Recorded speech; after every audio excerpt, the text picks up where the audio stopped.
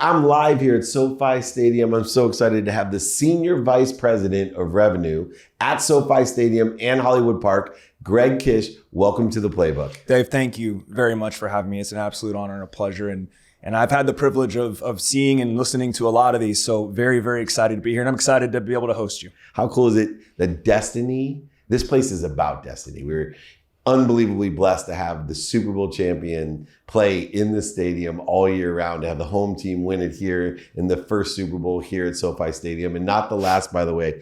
But there's also a destiny that you and I share. Most people don't know this about me. I was born in the same hospital in Akron, Ohio as Steph Curry and LeBron James. I always said my destiny probably will be the commissioner of the NBA someday, which I definitely have a better skill set than playing for the NBA, obviously. But you too have had a destiny with these properties. And what connection do you have here to SoFi Stadium and Hollywood Park? Well, it's every day, Dave, that I have the privilege of coming in here. I look across the street 500 feet or so from our property line, and there's the hospital I was born at, right across the street. I lived about a mile down the road, right where one of the roads dead ends into the property. We used to come here when I was a kid, and it was the racetrack, and trying to sneak into the Forum games because we didn't necessarily have the money for a ticket sometimes. We tried to get around security when we were kids, but it's an incredible experience to think that starting there in Inglewood and then looking at this place as such a beautiful entertainment destination then, when it was the park and the Lakers with the Forum and the Kings as well. But then to what this has become, and then the fact that I get to be a part of it. And I know how privileged and incredible that opportunity has found me here. And that opportunity has led you to be one of the youngest leaders in the space. And those leadership qualities, I know you're familiar with all the content that I do. Your reputation precedes you as well. When I talk about young leaders in our sports community here and all of your close friends as CEOs of companies, as COOs of large sporting organizations, your name is always at the forefront as a young leader. What experiences have led you to be such a great leader at such a young age? Well, first, I'm humbled and very appreciative of you saying that. And look, it's always a judgment of how people speak, when you're not around and without any prompting, right? And that's a great thing to hear. So thank you. I think a couple things that I would point to, David, that really helped build the foundation for me. Number one, no one can do it alone, and I think that's fair to say. I'm an only child, but I have two parents that have been extremely supportive my entire life. They've done everything that they could to make sure that I got the support I need, no matter what, if not about money, not about lifestyle, but it's just about support. That and just the genuine nature and way that they approach everything they do in their lives, I really take that to heart. And I think, when we talk about leadership today, when we talk about growing organizations, authenticity and a genuine nature sometimes can be missed when you think about what does it take and what is the strategy behind it. Because if genuine to yourself in your approach every day, then you hope that is where the connections lead to everybody else that you're working with and dealing with on a daily basis. Super important to me. I think that's the first thing. Second thing, I grew up in the sports environment. I did play baseball. Fortunate enough to have so many great experiences. I got to play for Team USA when I was 16 and traveled to Ecuador. And, again, I think back to some of the most incredible experiences I've had. I was fortunate to get a scholarship to play college baseball. But, beyond that, the baseball was what it was. To me, it was about learning what it was about the game and about the opportunities that provided me to set me up for my life. The biggest piece that I think I took from that, David, is that you're doing an individual job within a team environment. You still have to execute your job, but you have to do your job correctly. But then you have to do it within a team environment as well to ensure that you're taking in everybody else's account, right? You have to work together, but you have to do your own job. And I think baseball to me is one of those sports where, it's very apparent. I also appreciated the levels of competition it provided. Healthy competition, that pitcher hitter matchup. Why I love watching it now is every pitch, there's a chess match going on. And that's a lot of chess matches to play. And it can be mentally draining, exhausting, emotionally draining, exhausting, physically draining, exhausting, all at the same time. And that's what the complexity of that strategic thinking on each pitch, even when you're in the field, you still got to be thinking about that, right? So I kind of take out those couple things that I've been fortunate enough to be a part of when I was younger. And to me, that just kind of built that beginning foundation for what then would become my professional, understanding and acumen. Yeah, and that acumen has led you to some incredible collaborative, coordinated movement that has created an extraordinary success at SoFi Stadium and Hollywood Park. How has your philosophy around no and being a leader and keeping people's best interests prioritized correctly, how has that interplayed with your ability as a leader to, please people, but yet still keep the best interests in mind by either saying no or maybe you have some other strategy with it? I got to tell you, it's such a timely question. I was just having this conversation with a group of folks over here. And I don't believe it's saying no in all reality, David. Maybe that's why. It's to me, it's a yes if, not a no because. And I use that in a constant manner. If Mr. Kroenke asked me if he could build a stadium on the moon, the answer is yeah, absolutely, if all these things happen. And I believe that you come to the same conclusions, or you come to the same answers, or you come to the same, let's call it understandings, but it's the mentality behind it. And I think that mindset at least helps you try to either find the solution or find the challenges that make the appropriate decisions. If there has to be a compromise in any which way, then I think you get there more by saying yes if, not no because. And that was a good piece of advice that I got early on in my career as a young manager. From a mentor, and it was some of the best advice I've ever had because I've used it my entire career, and I play off that. It's not necessarily the answer, right? It's just how you get there. I love that. I was taught at the same age it wasn't no, but or yes, even if. It was how can we do it? Yep. And even as a parent, taking into the context the big companies that I've run, I found that's been a great parenting tool of, Dad, I want this. Terrific. How can we get it? And Absolutely. Your participation in the matter, definitely. Now, you've had some challenges as a young leader just because of external, unforeseen health circumstances that have heavily impacted SoFi Stadium and Hollywood Park. What was the biggest challenge from the pandemic, and what was the biggest benefit that maybe you didn't see up front when you're like, holy moly, I can't believe nobody's going to be allowed in the stadium? Yeah. I mean, look, there were both personal and professional challenges and benefits as well, I think, that came with everything. And mindset is so important to me, and I do try to look at everything as there's something that you're gaining or you're benefiting from, regardless of whatever those challenges may be. The pandemic certainly was one that put us in a situation to try and adjust and adapt very quickly. Something I always love doing, and I think is a part of my everyday, is adjusting and adapting to whatever's going on. But that was obviously a big one. I think personally, I'm a big connection person. I need to be with people, around people. I want to work with people directly. I don't like video conferences. I don't like doing phone calls. I don't like writing emails.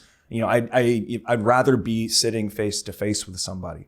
It's the adage of how do you learn best or how do you gain the most knowledge? And for me, it's not necessarily through reading or watching or, doing that. It's through experiential, just like this, right? Experiential opportunities. And so the hard part was trying to find those within the pandemic nature, especially in the beginning. And that also, agrees with connecting with fans too, especially with our industry. So it put us in a tough spot. I think that was our biggest probably challenge as a group and as an organization, was finding that connectivity to continue to gain trust, authenticity, everything we needed to do. The other aspect is we were a growing organization during that time and really needed to get people in a position, to get this thing standing up on its head. And so really recruiting, getting that connection with new hires, maintaining relationships, building and growing people. It was a very difficult challenge within the environment because when you're growing as fast as we were at the time to get everything up and ready for this, we had to get a lot of people on board, and it was very hard. What I love about you is that you have such a strong dedication to mindset as well as heart set with things, which a lot of athletes do, right? We understand the mindset and heart set game of how we feel, the desires that we have, the ability that we must be what we can be. But it's very rare when people have that type of philosophy or perspective to also be in the pragmatic world. And I think it's a nuance that I enjoy that, I've been accused even of being woo-woo. I'm so out there on the mindset and heart set. But when it comes to numbers and money and revenue, my motto is make a lot of money to help a lot of people and have a lot of fun. you ask people where my brand stands, it'll be, oh yeah, that guy that likes to empower people to be happy. But remember what my mission is to create abundance. And you seem to understand there's a reconciliation between mindset, heart set, and what I call handset, the ability to monetize and materialize things in an organized, operational manner. You still got to win ball games, in other words. Absolutely. You can be as nice as you want to be as a manager. You can be an inspiring manager. But if you're not like Bobby Cox and you understand the number game and when you should bunt and when you should pull a pitcher and all the things Bobby Cox, I thought, was the best at historically of playing the statistics of baseball. For you, how do you reconcile being, the senior vice president of revenue of SoFi Stadium, Hollywood Park, with the fact that you're really just a mindset guy like me and a heart set guy full of feeling and emotion? But in the end, you're extremely good. What's your philosophy around money or monetization? Well, first, thank you for saying that. I do appreciate those words. I wouldn't give myself that much credit, but but thank you for doing so. When I think about it, and to me, I love challenging tactical, strategic situations. I like things that provide my brain to have to look at it from 4 different angles to put together the right answer. Again, I go back to, well, what's best for? Not what's best for me, what's best for X. And I think you can take the same philosophy and understanding with challenges and problems as you do with people. And it's trying to understand what's best for that situation in that moment at that time. Understanding though, and this was a big one and so hard, I think, for any young professional to let go of is, you can sit there and create a plan that's at the time absolutely perfect. You can start to execute said plan and it could be on its way. And then 180, you got to make the turn. And if you don't, something could fail. And I think that adaptability and flexibility is just being aware enough to have the understanding of what's best for that situation, what's best for that thing at that time. I think that coupled with putting good people around me. I mean, one of the things, David, that I preach a lot to people because it's so important. They talk about strengths and weaknesses, and I just not a big believer in the terms. I don't like the terms. The way I look at it is, what are you inherently good at that no matter what, you are just better, if not as good and better than anyone else in the world. Everyone has at least one thing within them. But just as importantly is, what do you just know you're not going to be good at?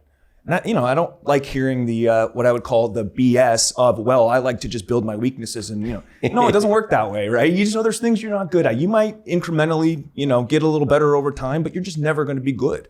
Having that awareness internally to understand that and putting the right people around you in a situation to grow and succeed, I think can rise to all of those challenges that you're referring to. And then having the right mindset of what we're after, right? Making sure we know what we're about, who we are, and what we're going after every single day. I think we put those things together. It's a recipe for ultimate success for us in this project. And as I'm blessed to be around this project since its inception as well, the word that comes to mind is potential. And it's almost like having this unbelievable amount of talent, and they've held back, and still being here today, I see extraordinary potential for SoFi Stadium and Hollywood Park. I always, when I'm walking around the stadium, look around going, wow, what's next year going to bring? And albeit to have a home team win a Super Bowl in your stadium, you almost could say, well, it doesn't get better than that. Still can't believe it, but it was, it was awesome. And I can't believe it. I loved it. But I also see so many different capacities and capabilities at Hollywood Park and here that a lot of our community in the world hasn't seen yet. What are some of those capabilities that most people don't know about that exist here at SoFi Stadium and at Hollywood Park that are going to drive significant revenue? What events are coming?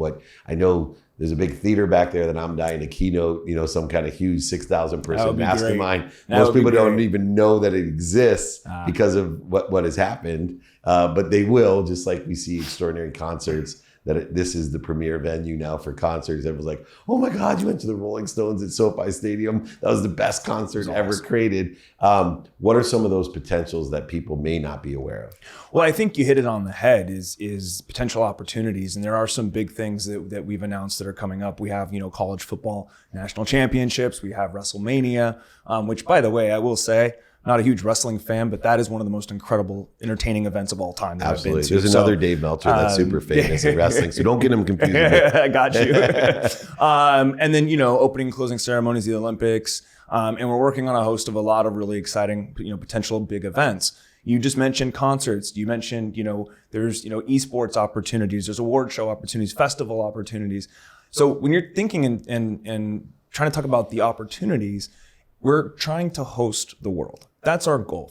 We are a global entertainment destination trying to host the world. Anything and everything that the world can put on, we want to have the ability to host it here. We have an incredible, thanks to Mr. Kroenke, we have an incredible, area that's 300 acres to do that in. But it's not just about events, David. I mean, this is a live, work, and play opportunity that we're building. And so if we just talked about events, I think we'd sell ourselves a little short here. But we're trying to create this entire destination for people to come, whether they're coming in on a Tuesday to shop or whether they're coming to a Super Bowl. Either way, we want to create everything that's world class. We want everyone to be talking about all the different aspects about working here, living here, shopping here, but also enjoying the entertainment here. And so, I think over the years of just what's ahead of us, it's unbelievably incredible. And that opportunity is massive. So we need to take advantage of it, right? Yeah. That's what we got to do. Got to monetize it, materialize it in the right way. Money will follow greatness, and it's certainly following you and SoFi Stadium and Hollywood Park. Providing value is what I think about. Providing and being 100%. Able to articulate that value to exceed what you ask for. There's so much value, and I can tell you as someone who not only is blessed to be here in the capacity of activity I get paid for, but my family and my community, we've done so many different things here, and I've been blessed to be around the world at the greatest and biggest events. Nothing compares to SoFi Stadium and its complementary property next door, Hollywood Park. So I encourage everyone to see the great work as a leader that Greg is doing. This is Dave Meltzer here at SoFi Stadium with Entrepreneurs, the Playbook.